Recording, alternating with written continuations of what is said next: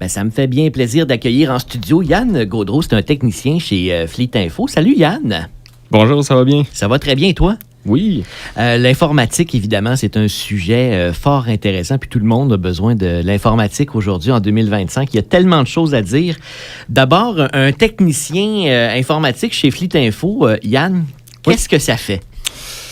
Bon, en fait, tout ce qui est, dans le fond, la vente, recevoir les clients. Donc, trouver des solutions, bien souvent les clients, c'est ça, vont venir pour acheter des ordinateurs, réparer des ordinateurs. Donc, c'est sûr. Puis ça se peut-tu qu'on arrive des fois, puis on ne le sait pas trop, qu'on a besoin de quoi? Oui. On sait qu'est-ce qu'on veut faire, mais quelle machine on a besoin, ça, c'est pas toujours évident. Non, c'est pour ça qu'on est là, justement, pour vraiment orienter le client selon son besoin. C'est justement pour faire de la base, donc de la navigation, des courriels, ce genre de choses. On ne va pas aller dans l'excès.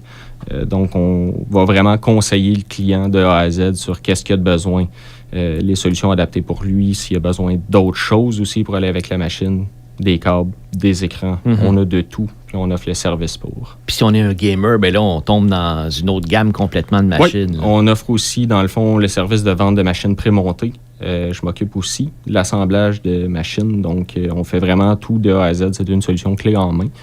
Donc, c'est vraiment choisir les pièces avec le client, recevoir, assembler, installer, configurer. Puis, dans le fond, par la suite, la machine est prête à partir. Il y a aussi plein de services qu'on offre chez Fleet Info, comme par exemple des connexions Internet sur la fibre optique. Oui, justement, avec le réseau de la MRC, on a pu brancher plusieurs milles de personnes, en fait, qui, honnêtement, étaient dues là, dans la région parce que... Là, on parle de la MRC d'Autrey. Oui, exactement, avec le service de fibre. Là, donc, on passe par, justement, les liens pour fournir l'Internet.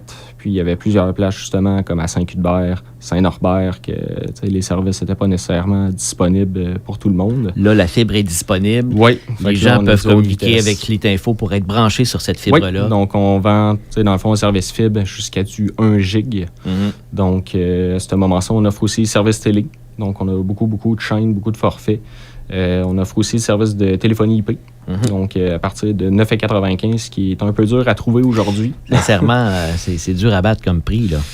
Ben c'est ça. Puis, c'est pas juste non plus téléphone de base. Ça vient aussi avec les appels dans le fond, les appels en attente, les appels conférences, la boîte vocale, illimité partout, Canada, États-Unis.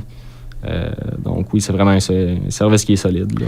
Et Yann, il y a des entreprises qui offrent aussi de la sécurité pour les entreprises, par exemple les PME de la région là, qui nous écoutent. Oui. On parle de MSP. Qu'est-ce que c'est ça exactement? Oui. Donc, dans le fond, en anglais, c'est Managed Service Provider, dans le fond, qui est une entreprise qui prend en charge la gestion et la surveillance des systèmes informatiques, réseau, sécurité, parfois même des solutions télécom, comme qu'on vient de parler justement, Internet, ces choses-là. Bon, parce que quand on a une PME, on a un parc informatique dont il faut s'occuper. Puis des fois, on n'a pas nécessairement le temps de faire ça. Si on a 20 ordinateurs, par exemple, au bureau, bien, est-ce qu'on va vraiment prendre le temps chaque semaine de voir s'il y a des mises à jour à faire sur notre système d'exploitation, sur nos applications, etc. Sincèrement, on le fait plus ou moins bien tout le temps. Exactement. Bien, si je comprends bien, ce service-là va le faire à notre place. Oui, ben en fait, c'est nous, dans le fond, qui va prendre en charge ça. Puis c'est pas nécessairement non plus juste les ordinateurs. Tu sais, quand on parlait de service Internet, on offre aussi tout ce qui est service réseau. D'accord. Donc, tout ce qui est du Ubiquiti. C'est tous des petits points d'accès, justement, qu'on installe, doivent être mis à jour. Donc, ça aussi, ça englobe là-dessus.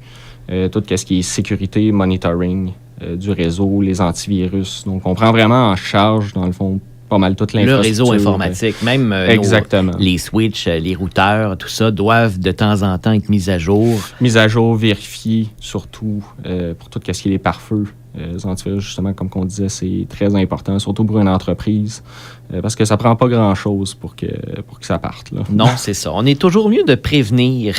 Oui, prévenir mieux que guérir. Oui, c'est le cas en informatique. Souvent, c'est ça, c'est bien important parce que le client ne le sait pas tout le temps. C'est ça qui arrive. On monte ça, puis on se rend compte que il y a peut-être un petit problème ici, un petit problème là.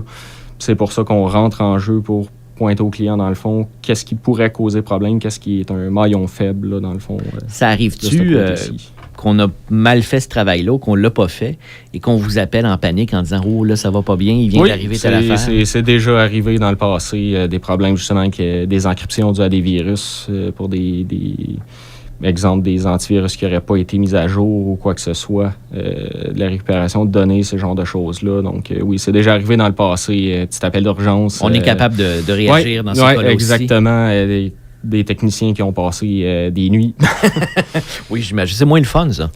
Oui, mais c'est satisfaisant une fois que c'est terminé. On est bien content que le client soit aussi, lui, de son côté, content. Là. Donc, c'est vraiment de s'assurer que tout fonctionne. Puis là, il y a un sujet qui touche pas mal tout le monde, autant à la maison, autant en entreprise.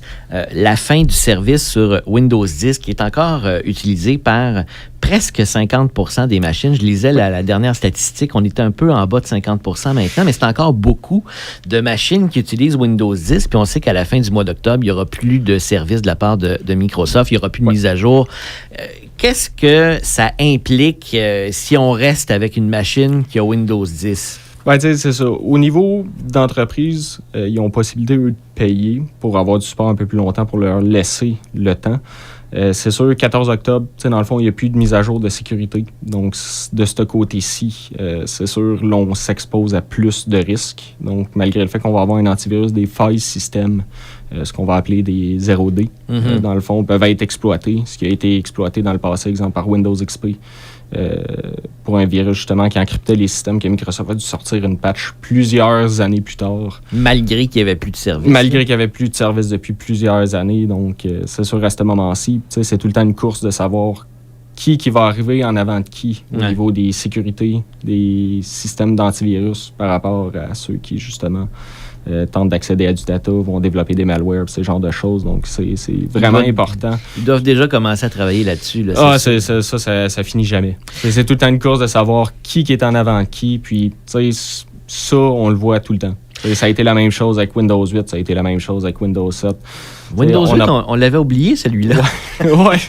Ben, c'est ça. C'est pour ça qu'ils ont sorti 8.1 pour corriger, parce qu'en fait, l'interface tablette n'était pas merveilleuse, disons. Il y en a certains qui ont moins fonctionné que d'autres. Là.